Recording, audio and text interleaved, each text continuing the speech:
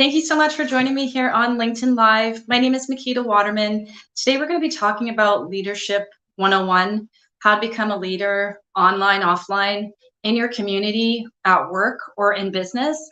And this doesn't necessarily have to apply to people in the C-suite level, supervisors, business owners. You can be a leader literally by creating content online, going to your local Toastmasters and having a speech about something that impacted your life that can help other people, etc. So if you feel that this conversation will help somebody or a group of people, feel free to share this. We are going live not just on LinkedIn, but we're also going to go live on Twitter and also my YouTube channel. So the first thing that I want to start off with is, as many of you are aware, mindset is everything.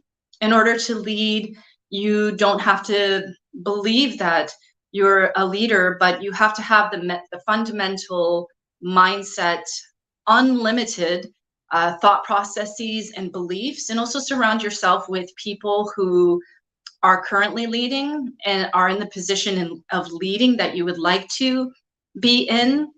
Or you have to at least watch YouTube videos or have watched for quite some time, maybe a president, a prime minister, a mayor. I don't know what all of you believe would be a leader are. As far as that is concerned, I do believe that any successful leader, especially the ones that have gone into history being unproblematic or well known for something very specific that they did or are currently doing, they all had a certain level of accountability and responsibility to do what's best for the organization, do what's best for the powers that be behind your country or city, but then also take certain controversial issues within a community or a neighborhood, for example, and apply that to what they do best. So if you are starting out, if there's somebody that you believe is a really influential leader that, again, is unproblematic, hasn't really had too many tussles and issues with saying certain things that offend groups of people, and is actually consistently in his community or just behind the scenes, people say a lot of great things about them, start off on YouTube. Or if there's someone in your community,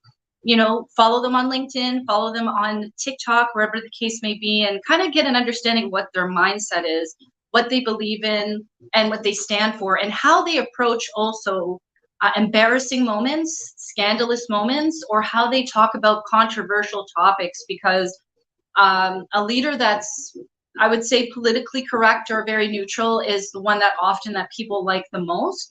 But then there are also leaders that people like as well because they believe in controversial issues that are very important to people. So how you decide to lead is completely up to you.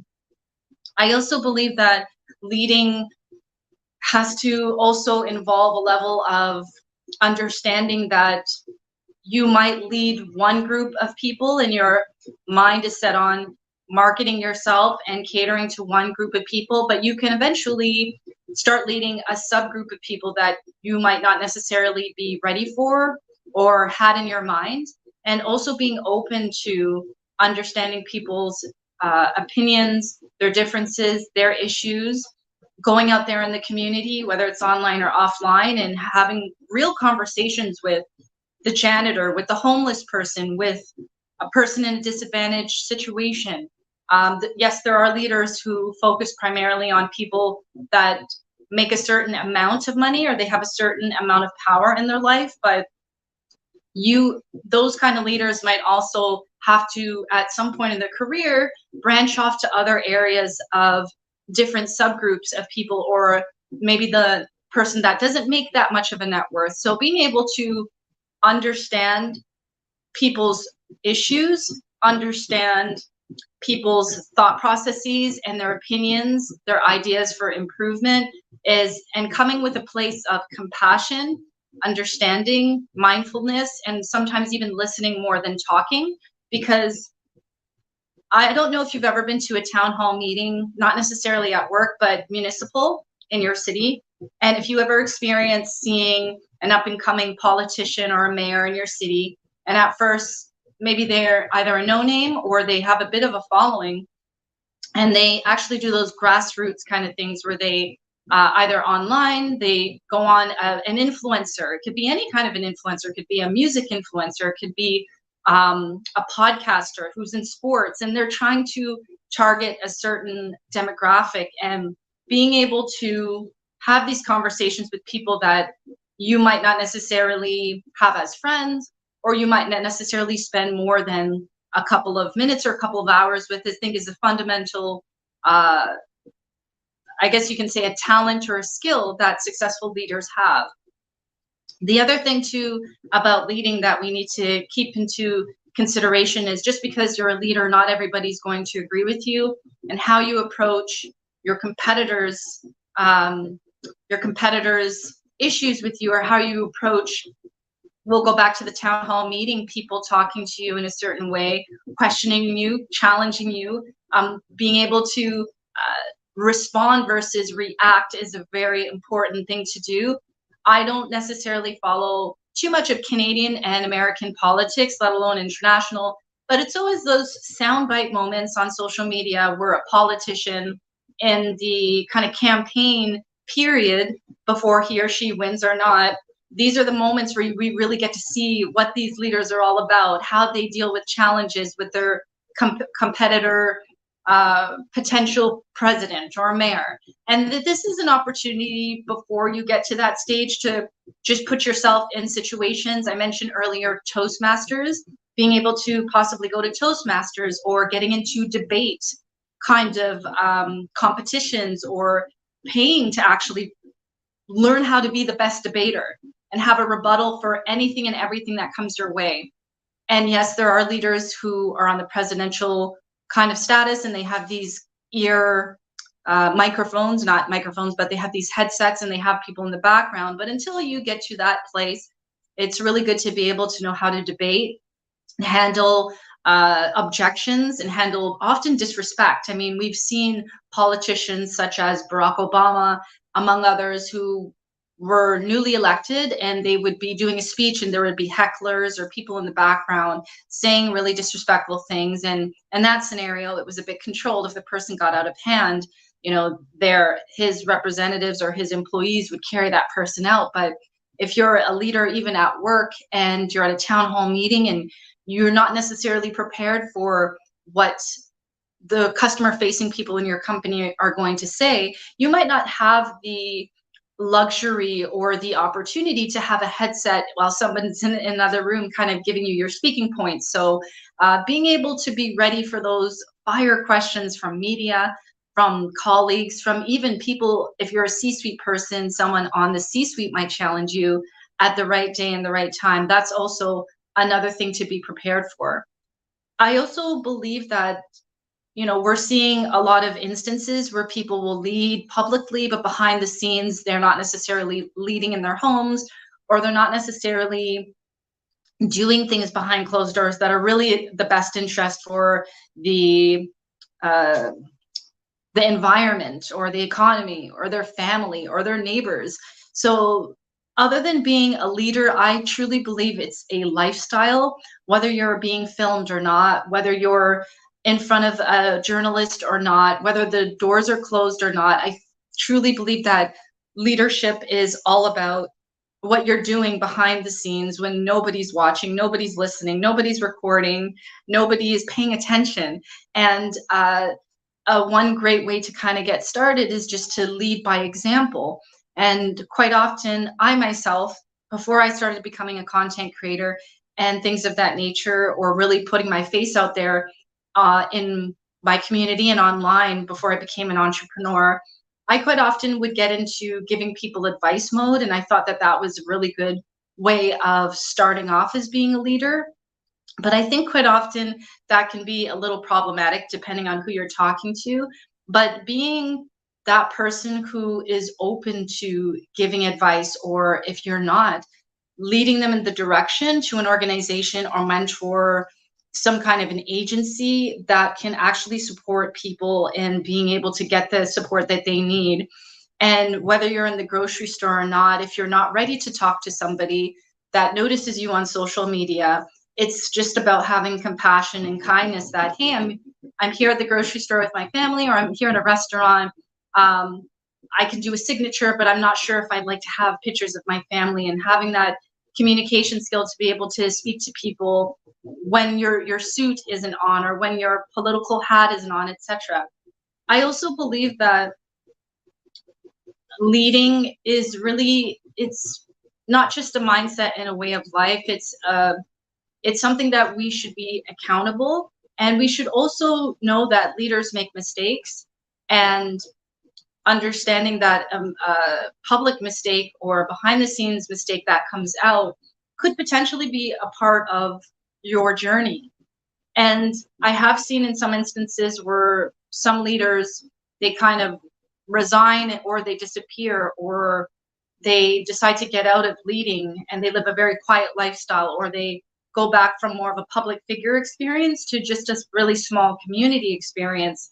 And knowing that, I do believe that, there is a thing called cancel culture, but I do believe that most people, when they see that someone does something that they don't necessarily agree with, I think a lot of the times they're really just hoping for leaders to take accountability, talk about the situation, at least within the few hours or a few days. But I'm seeing a lot of approach these days, and it could be a mental health thing, or just some leaders don't feel like they're really accountable immediately to discuss a situation, to really address situations with an accountable mindset.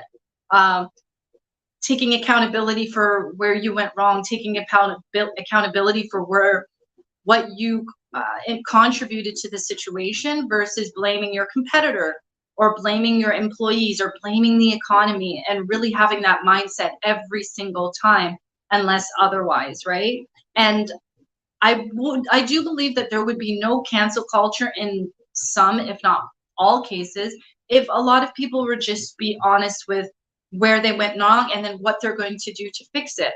So if you're in a situation where you're leading, and for whatever reason you don't necessarily feel like you have to answer to your team, answer to your employees, your community, your online community, etc., but then you realize that it's not necessarily going in the way that you wanted to, with that kind of unlimited, shall I say, limited belief or mindset. Take a step back and ask yourself, how did you contribute to this problem? Even if it was just you woke up one day and you had a really bad attitude, or you were going through a rough patch and you decide not to continue your therapy sessions, or you were going through something in life and you decided not to get it fixed in that moment, and as a result of that you now have a bigger problem than what you really wanted in the first place. So I'm trying to think of a pop culture moment right now where I can remember somebody actually doing this, where they actually made a mistake and for whatever reason they chose not to apologize. Okay, so I know this is more like music pop culture, but Beyonce's mother was outed recently because a friend of hers liked I think it was a Twitter post. So Beyonce's mother, Tina Knowles, liked a post of her friend, Tina Knowles' friend, that Janet Jackson's VIP prices were higher than Beyonce's. And for whatever reason, that got out and it started going viral. And Tina Knowles took a really quiet position at first, or actually, I think she replied by saying she's entitled to her opinion, but it has nothing to do with Janet Jackson. And whatever happened within that post or reply, she actually came on video and said that she had nothing against Janet Jackson, and that, she needs to be a little bit more mindful of how she interacts with pieces of content on the internet. But it didn't come across as genuine. So we have to keep in mind that everything we are in the age, a lot of people are calling it the age of Aquarius. We're in the age of mindfulness, where people can see through everything and everybody, whether you're a person, a public figure or not. People can see your intent, and if you're really genuine about what you're saying or doing, and just having that mindfulness to, if you're going to backtrack what you say, if you're going to stand on what you say after you've been outed, and then backtrack and come and say that you probably shouldn't have done that, but you have a smile on your face as if this is funny, or you have a smile on your face as if this is a joke. You have to really keep in mind that genuine responses are the best responses, or don't respond at all and stand on being wrong. Like, you can take accountability and stand on being wrong. In your ignorance, what happens after that is your responsibility, which is very, very hard to accept. But this is just the reality of leading. I can also call on a couple of other celebrities. I won't say their names, but people who wanted to rebrand and they got into relationships with public figures, other public figures with a bigger audience. The both of them did this whole, it seemed like, marketing thing that they're ready for love or they're ready for marriage. And then a year or two later, the marriage ends. And now these people are back to who they are, or it comes out that they were not ready for anything. So we have to be careful what we say, what we do, and why we do and say the things that we do, because again, people are watching. And in a situation like that, where you say that you've changed and you're a better person and you're doing something that you were never good at doing before, and it doesn't work out, instead of having an expectation for your audience to have your back, or publicly saying, I think these group of people should be there for me in this time and need, meanwhile you weren't really supporting those people during this time of coming up of the ladder, or whatever the case may be. I think it's really important that if you come back after being canceled and you say, you realize the wrongs that you've done, the mistakes you made, now you're going to get some coaching, take some time off, do some healing, etc. I do believe that that approach as a leader is much more better than gaslighting your audience or standing on your ignorance, which got you canceled or outed in the first place. The last thing I want to leave with is being a leader is not easy. A lot of people are going to have expectations for you to be perfect, for you to always say and do the right thing. And you have to be ready for that. You have to be ready for people really having high expectations of you to always make the right decisions that will have the best outcome for your company or your organization. And you also have to be ready for people that aren't necessarily going to agree with you, and also people in the same space as you to not support you. And I believe as long as your spouse or your family really supports you, that's definitely a great start. Also, last but not least, leading for anything, leading with expectation of money, of power, of success is also another way not to lead.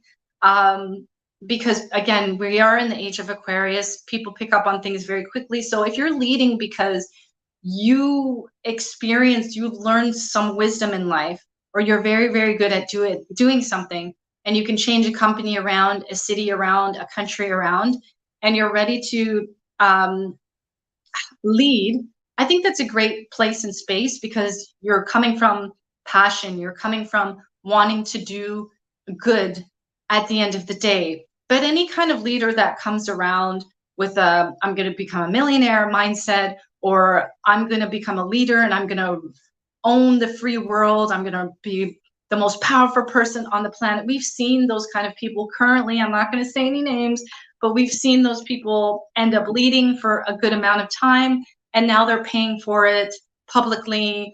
They're being outed for a lot of things they were doing while they were leading. I think some of you know who I'm talking about. So leading because you want to positively change a group of people, an organization, your industry, the world, that's a beautiful place to start, because people can smell that from a mile away, metaphorically. But again, leading with any kind of expectation is definitely the wrong way to go, because I do believe people like that will do it in most cases will do anything and everything to become a leader, stay a leader, and that's in the long run, that definitely is not going to work. So I just want to say thank you so much for joining me here on LinkedIn Live. If you feel that this conversation will help anybody, feel free to share it with them. If you have any questions or comments on how you're becoming a leader, what you're doing or what you have done to help you maintain leadership, grow your audience, or grow respect and loyalty within your organization, feel free to leave a comment below. And if you have any ideas of what you'd like me to talk about next, feel free to leave some ideas below in the comments or send me a direct message here on LinkedIn. Thank you so much for your time. Happy Sunday. Take care.